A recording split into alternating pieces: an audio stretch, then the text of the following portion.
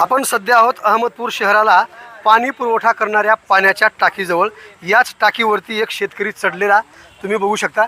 माझ्या उजव्या बाजूकडे जो आहे विळेगाव येथील रुक्माजी केशव नरवटे असं या शेतकऱ्याचं नाव आहे आणि त्याची मागणी आहे मौजे विळेगाव येथील गट क्रमांक 26 मधील व वैरागड साठवण तलावात संपादित जमिनीची फेरमोजणी व फेर चौकशी न केल्यामुळे 26 जानेवारी 2026 रोजीचे खोटे आश्वासन देऊन आत्मदहनापासून परावृत्त केल्याप्रकरणी दिनांक 1 मे 2026 रोजी कोठेही केव्हाही आत्मदहन करण्याचा त्यांनी इशारा दिला होता।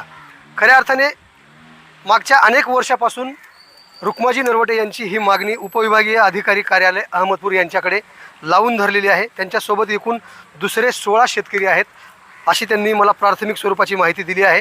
मात्र अनेक दिवसापासून त्यांची मागणी प्रलंबित असल्यामुळे इथल्या स्थानिक प्रशासनाने त्यांच्या मागणीची दाद न दिल्यामुळे रुक्माजी नरवटे यांनी आज 1 मे 2026 अर्थात कामगार दिनाचं औचित्य साधून टाकीवर चढून आत्मदहन करण्याचा इशारा दिला आहे। आणि तो शेतकरी जो आहे तुम्ही बघू शकता पाण्याच्या टाकीवरती चढलेला आहे।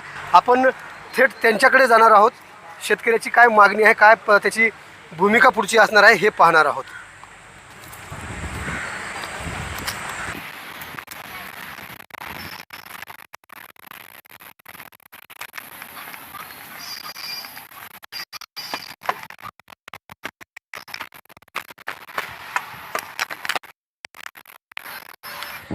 विळेगाव येथील शेतकरी रुक्माजी नरवटे यांनी मागील 8 वर्षापासून संघर्ष सुरू ठेवलेला आहे। तो म्हणजे संपादित झालेल्या जमिनी फेर तपासणी करण्यात यावी या मागणीसाठी त्यांनी अनेक वेळा उपविभागीय अधिकारी कार्यालयामध्ये चक्रा मारलेल्या आहेत। अखेर त्यांनी आत्मदहनाचा इशारा देऊन आज ते अहमदपूर शहरात असलेल्या पाण्याच्या टाकीवरती चढलेले आहेत आणि त्यांच्या प्रतिक्रिया जाणून घेण्यासाठी मी आलो आहे। रुक्माजी, मला सांगा, आजचं जे तुमचं शोले स्टाईलचं आंदोलन तुम्ही सुरू केलंय, नेमकी काय मागणी आहे आणि किती दिवसापासून आहे? सर, हे प्रकरण 2010 पासून आहे। 2010ला वैरागड साठवण तलावाची मोजणी झालेली आहे सर। तर आमची जमीन मौजे विळेगाव येथे गट क्रमांक 26 मध्ये आहे। तिथं दुसरे एक 16 शेतकरी आहेत। ह्या सर्व संबंधित शेतकऱ्यांना तर सर या आपल्या यंत्रणेने आपल्या 16 शेतकऱ्यांना असतील आणि बाकीचे शेतकरी असतील 4 नोटीस पाठवल्या। जर पहिलं जे संबंधित इंजिनियर आहेत त्यांनी सगळं शहानिशा करून सगळ्यांना 4 नोटीस पाठवल्या सर। त्याच्यानंतर मग ह्यांनी 4-1च्या नोटीस मध्ये ह्यांनी काहीतरी हे केले, खालीवरी करून त्यांनी काय केले, 16 शेतकऱ्यांना डावललं। आज त्यांच्या जमिनीमध्ये पाणी आहे, त्यांच्या जमिनी संपादित होतात हा, तरी ह्यांनी 16 शेतकऱ्यांना डावलून दुसरे एक 4 ते 5 शेतकरी आहेत सर, गट क्रमांक तिथले वरचे डोंगरावरचे गट क्रमांक 18 मध्ये आहेत। त्यांनी अशा जमिनी संपादित केल्यात डोंगरावरची ते FTL पॉइंट खाली नदीमध्ये असता तिथल्या 70 ते 80 फूट डोंगरावरच्या जमिनी संपादित केल्यात। तिथं पाणी घातलंय यांनी, तिथले सव्वा एकर जमिनी संपादित केल्यात, त्या जमिनीत पाणी घातलेत। आणि इथं आमच्या जमिनीमध्ये पाणी असून पाळू असून सुद्धा यांनी जमिनी संपादित केल्या नाहीत। म्हणून मी 2016ला अवॉर्ड झालं, 10 मध्ये मोजणी झाल्याच्या नंतर आमच्या वडिलांना त्या इंजिनियरनी सांगितलं, मामा आमचे वडील असुशिक्षित आहेत, त्यांना काय असं काय लिहिलंय, काय लिहायचं, कुठं सही करायची आहे का? मग तर सही घेतली, मामा तुमची जमीन लावलेली आहे। आणि आमचे चुलते आहेत शंकर नरवटे, त्यांची बी जमीन तिथंच आहे, त्यांची तर सही नाही, त्यांना काय विचारलं सुद्धा नाही की तुमची जमीन चाली की नाही। पण त्यांच्या जमिनीमध्ये आज पाळू आहे आणि तलावाचं पाणी सुद्धा थांबलेलं आहे। म्हणून मी 2017 मध्ये यांचं फेरफार झाले। 2017 मध्ये फेरफार झाल्याच्या नंतर महाराष्ट्र शासनाच्या नावाने तो जमिनी संपादित झाल्याच्या नंतर 7-12 वर्षा कमी झाल्या। त्यानंतर मला समजलं की आपली जमीन लावलेली नाही, आपली 7-12 कमी झालेली नाही, मग ह्याने आपली जमीन लावलेली नाही। मग आम्ही इथं तहसील कार्यालय येऊन ते संबंधित डॉक्युमेंट काढायला आले, तेव्हा ह्यांनी डॉक्युमेंट दिलेले नाहीत। ह्यांनी माहितीचे अधिकार टाकल्यावरच डॉक्युमेंट दिलेत, आता सुद्धा डॉक्युमेंट द्यायला तयार नाहीत, माहितीचे अधिकार टाकून सुद्धा डॉक्युमेंट देत नाहीत। आणि ह्याच्यामध्ये रिपोर्ट मध्ये तर देत आहेत यांचे पंचनामा, आमचा पंचनामा, बाकीचे डॉक्युमेंट त्यांनी दिलेत आणि पंचनामा दिला नाही। पंचनामा, तुमचा पंचनामा फाईल मध्येच नाही, आम्हाला फाईल मध्ये कागदच सापडत नाहीत, अशा प्रकारचे उत्तर देत आहेत। त्यांनी पंचनामा केला नाही तर मग यांनी जमिनी संपादित केल्या कशा काय? पुन्हा कोण होते पंचनामा करायला? आम्हाला नोटीस मोजणीची का दिली नाही यांनी? आम्हाला 4-1 ची नोटीस का पाठवली नाही यांनी? मग यांचा काय मनमानी कारभार होता का? का मग यांनी सगळ्या 9-1 9-3च्या नोटिसा का पाठवल्या नाहीत यांनी सगळं ह्याच्या मनानी कार्यक्रम केलेला आहे. जर आता त्या डोंगरावर जमिनीचं पाणी गेलं तर आमच्या 5 गावच्या पूर्ण जमिनी संपादित होत्यात. महादेवाचं मंदिर आहे आमच्या गावात, त्या महादेवाच्या मंदिराच्या कळसाला पाणी जाते. लहान लेकरू असेल किंवा म्हातारा माणूस असेल ते सुद्धा सांगू शकते की बाबा. हा, आता मी तुमच्या संदर्भामध्ये उपविभागीय अधिकारी यांना फोनद्वारे विचारणा केली की अनेक वेळा तुमच्या कार्यालयाशी पत्रव्यवहार झालेला आहे आणि रुक्माजी नरवटे यांची मागणी का प्रलंबित राहिली, तर त्यांनी स्पष्ट उत्तर दिलेलं आहे की तुमची मागणी जी आहे ते अयोग्य आहे. मग योग्य कशी आहे? मग आता यांनी काय केलंय? मी 26 जानेवारीला सहकुटुंबासोबत आत्मदहन दिलं आपल्या विभागीय आयुक्तांना. त्याच्यानंतर आपले लातूर पासून अहमदपूरच्या प्रशासनाला 16 शेतकऱ्यांना घेऊन आत्मदहनचा इशारा दिला होता.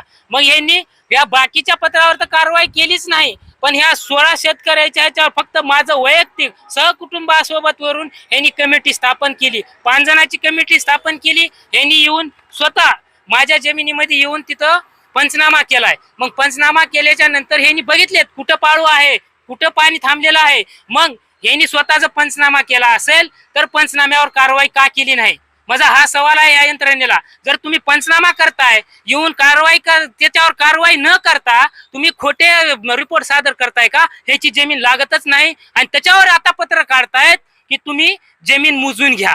तुम्ही वैयक्तिक जमीन तुम्हाला पत्र काढते, फीस भरा, मोजून घ्या आणि जर त्या मोजणी तुमची जमीन आली तर तुम्ही हायकोर्टात जावा. आमच्याकडे आता ते राहिलेलं नाही, आम्ही ते काही करू शकत नाही. मग तुम्ही काय करा, त्या आमच्या पंचनाम्यावरती आमच्या जे पत्रामध्ये जे काही मुद्दे आहेत त्याच्यावरती तुम्ही आमच्या 16 शेतकऱ्यांना घ्या, तुमचा कॅमेरा रेकॉर्ड घेतो, ह्याच्यावर पंचनामा करा आणि तशा प्रकारचा मला रिपोर्ट द्या. आता तुम्ही हे काही पंचनामा झालेला आहे, ह्याच्यावर आम्ही कारवाई केलेली आहे, हे आशाला असं आहे आणि ते रिपोर्ट मला सादर करा. त्याच्यानंतर मी हायकोर्टात जातो.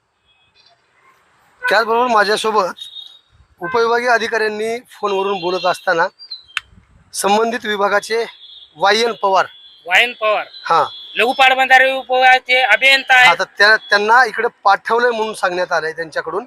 आपण ते कुठपर्यंत येत आहेत का किंवा नेमकं काय करतायत हे आपण जाणून घेण्याचा प्रयत्न करूया. बघा, हे संबंधित विभागाचे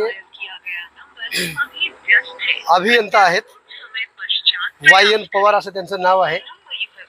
या अधिकाऱ्याने चक्क पत्रकारांचे देखील आणि अशा आंदोलनकर्त्यांचे मोबाईल नंबर जे आहेत ब्लॅकलिस्ट मध्ये टाकलेले आहेत.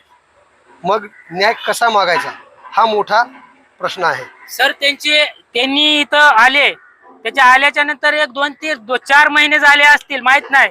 मी काहीतरी आज 6-7 महिने झालं त्यांना पहिला कॉल केलता. ते नवीन आलेत, त्याच्या अगोदर त्याचे ज्युनियर इंजिनियर अमित पवार आहेत.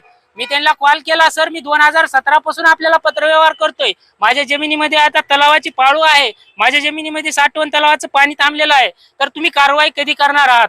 मला न्याय कधी देणार आहात? मी फार मंत्रालयामध्ये पत्रव्यवहार केलाय. आपलं छत्रपती संभाजीनगरचा गोदावरी मराठवाडा पाटबंधारे विभाग, कमिशनर ऑफिस, लातूरचं कलेक्टर ऑफिस, परळीचं ऑफिस, त्याच्यानंतर आपले अहमदपूरचं ऑफिस, इकडे सगळीकडे पत्रव्यवहार झालाय. मंत्रालयातून सुद्धा पत्रव्यवहार झालाय. माझ्याकडे हे बाजारच्या 3 थैल्या भरल्यात पत्रव्यवहार करून सर. मी आता थकलोय सर, म्हणून मी आज हा शेवटचा पर्याय म्हणून ह्यांनी पांढऱ्या पट्ट्या लावलेल्या नाही डोळ्यावर, ह्यांनी काळ्या पट्ट्या बांधल्यात हे आपल्या प्रशासनाने. ह्यांना फक्त न्याय द्यायचाच नाही असाच पावित्र्य आहे आपल्या प्रशासनाचा.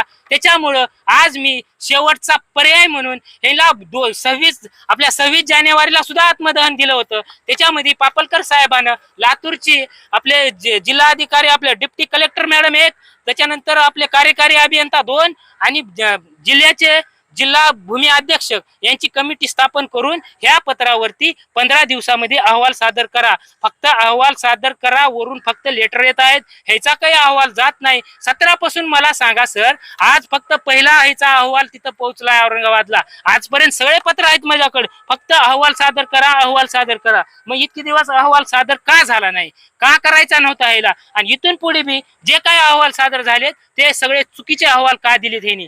पंचनामा करून पंचनाम्यावरती कारवाई न करता तुम्ही का त्याला चुकीचा अहवाल पाठवला मला, हा इथल्या प्रशासनाला माझा सवाल आहे सर.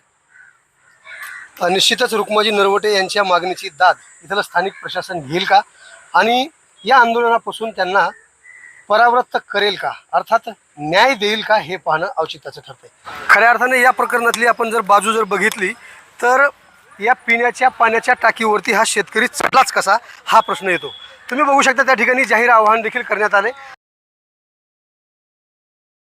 सर्व जनतेचं आवाहन करण्यात येते की नगर परिषद अहमदपूरच्या नांदेड रोड जलकुंभ आवारामध्ये कोणीही विना परवानगी प्रवेश करू नये, तसेच टाकीवर चढू नये, तसेच जलकुंभाच्या आवारामध्ये अथवा टाकीवर कोणीही आढळून आल्यास कायदेशीर कार्यवाही करण्यात येईल, फौजदारी गुन्हा दाखल करण्यात येईल असा त्या ठिकाणी फलक देखील लावण्यात आलेला आहे.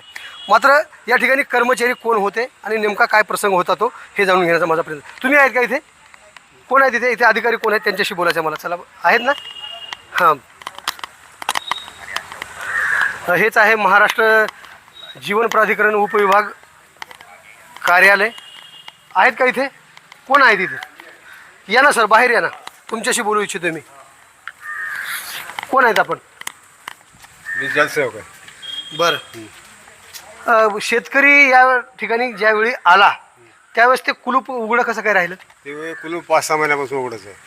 मग ती जबाबदारी कोणाची आहे कुलूप लावण्याची? नगरपालिकेची. मग आता शेतकरी वर चढलाय, त्याच्या जीवाचं जर बरं वाईट झालं तर त्याला जबाबदार कोण? नगरपालिका. तुमचा काही संबंध नाही का? म्हणजे कुलूप नगर परिषदच लावायला पाहिजे. हा, नगरपालिका लावायला. तुमचा आणि त्या कुलूपाचा काही संबंध नाही? काही संबंध नाही. बघा, जिल्ह्याचे जिल्हाधिकारी डॉक्टर भारत बास्टेवाड साहेब आपल्या कार्यकाळामध्ये असे प्रकार घडत आहेत की पिण्याच्या पाण्याच्या टाकीचं जे कुलूप आहे ते लावण्यात येत नाही आणि आजच नाही तर 6 महिन्यापासून ते उघडं आहे आणि स्पष्ट सरळ सांगतात जलसेवक की ती माझी जबाबदारी नाही. मग ते बोर्ड कोणी लावलाय? नगरपालिकेने लावली. नगरपालिकेनेच लावलाय. तुमचं नेमकं काय? जलसेवक म्हणजे तुमचं काम काय आहे इथं नेमकं? मी शिपाई म्हणा इथे. शिपायाचं रोखण्याचं काम नाही का? एखादा व्यक्ती जर वर चढत असेल तर? मी जेवण करायला गेलो, मी नव्हतो. मी आल्यानंतर मला कळालं. तुम्ही कोण आहेत? इथले आहेत तुम्ही? बरं बरं. तुम्ही? मला इथले कर्मचारी वाटतायत म्हणून तुम्हाला विचारलो मी. मी जेवण करायला गेलो. हां, एकूणच परिस्थिती जर बघितली तर अनेक प्रकरणांमध्ये उपविभागीय कार्यालयाच्या स्तरावरील सगळे कर्मचारी असतील, अधिकारी असतील, यांच्यावरती किती दिवस अजून पांघरणं घालणं सुरू राहणार आहे हे पाहणं खऱ्या अर्थानं महत्त्वाचं ठरते. विशेष म्हणजे आता नव्यानेच लातूर जिल्ह्याला लाभलेले जिल्हाधिकारी डॉक्टर भारत बास्टेवाड निलंबनाची कार्यवाही करणार का हे सुद्धा पाहण्याचं महत्त्वाचं ठरतंय. विळगाव येथील शेतकरी रुक्माजी नरवटे हे त्यांच्या मागणीसाठी अनेक दिवसापासून संघर्ष करत आहेत आणि याच प्रकरणातील ज्यांनी आत्ताच उपविभागीय अधिकाऱ्यांनी मला पवार साहेब या ठिकाणी आलेले आहेत असं त्यांनी सांगितलेलं आहे. कोण आहेत? अमित पवार आहेत. बरं, मागच्या अनेक दिवसापासून या शेतकऱ्याची मागणी आहे तुमच्याकडे, तुमच्या कार्यालयाकडे. त्याची दखल आजपर्यंत का घेतली गेली नाही? घेतलेली आहे दखल. त्याबद्दल बऱ्याचदा SDM मॅडम, तहसीलदार मॅडम यांच्यासोबत बैठका झालेल्या आहेत. मग पुढे आता जसं नियमानुसार असेल ते कारवाई करण्याबद्दल SDO मॅडमने आदेशित केलेलं आहे. एक आठवड्याखालीच हे सर्व तक्रारदारांसोबत जिल्हाधिकारी कार्यालयात माननीय जिल्हा पुनर्वसन अधिकारी टकले मॅडम यांच्यासोबत समेत सुद्धा तिथं बैठक झालेली आहे.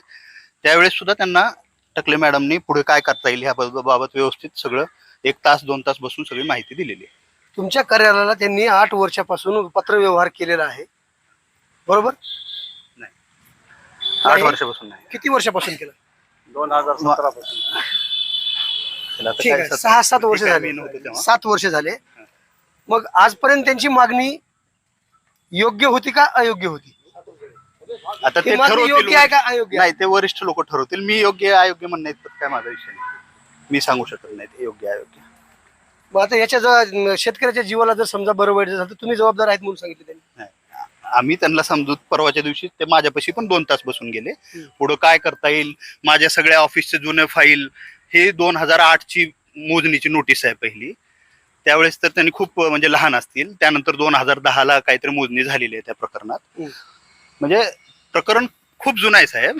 त्यानंतर एवढा कालावधी, त्याला प्रत्येक गोष्टीला एक कालमर्यादा असते की मोजणी झाली तर त्याला ऑब्जेक्शन घ्यायला, ऑब्जेक्शन नंतर त्या गोष्टीची हे व्हायला जी कालमर्यादा असते ती उलटून तुम्ही जे गेली. म्हणताय काल मर्यादा असते, त्या काल मर्यादेची तमा बाळगूनच हा. तो शेतकरी आज त्याच्या जीवावरती उठलेला आहे. विशेष म्हणजे तो अनपढ निरक्षर नाहीये, तो सुद्धा इंजिनिअरिंग केलेला आहे. मात्र तुमच्यासारख्या ते शेतकरी आमचे चांगले मित्र आहेत, त्यांच्याशी माझा मित्रत्वाचा संबंध आहे. हे सर्वांना मला जेवढं माझ्या पद्धतीनं माझ्या ह्याच्यात बोलता येईल तेवढं मी सगळं बोलत असतो. परवाच्या दिवशी सुद्धा ते दोघं बंधू माझ्यापाशी 2 तास ऑफिसमध्ये बसून गेले आणि माझ्या पद्धतीनं मला जे त्यांचं निरसन करता येईल ते मी केलेलं आहे. तुम्ही आपण त्यांना बोलू पाहू शकता. तुम्ही बोलण्याचा प्रयत्न करा. तुम्हाला ऐकते का बघूया, तुमचं ऐकते का बघूया ना. तुमचा मित्र आहे ना शेतकरी, हो आहे. तुम्ही बोलल्यानंतर ऐकायला पाहिजे मित्रानं. नाही, बोल म्हणा त्यांना, बाबा तुमच्या मागण्या काय आहेत, कसं हो मी बघतो. तुम्ही खाली तेच म्हणतोय ना, मग ऑन रेकॉर्ड पाहिजे म्हणून तुम्हाला बोलतोय मी. ठीक आहे. बोला ना, तुम्ही काय म्हणते बघू. तुमचं काय बोलतंय शेतकरी समोरासमोर तरी तुमच्याकडे बघून काय बोलतात. मी बोलतो. रुक्माजी, अमित पवार साहेब आले तिथं, तुम्ही त्यांचे चांगले मित्र आहेत म्हणतायत. बोला मित्राशी, अधिकारी मित्र आलेत. या अलीकडे या, थोडस उन्हात या, थोडस लागू द्या ऊन. या या या या ना. हो हो, बोला त्यांच्याशी, बोला काय म्हणता, बोला बोला ना सर, मित्राला बोला ना तुमच्या.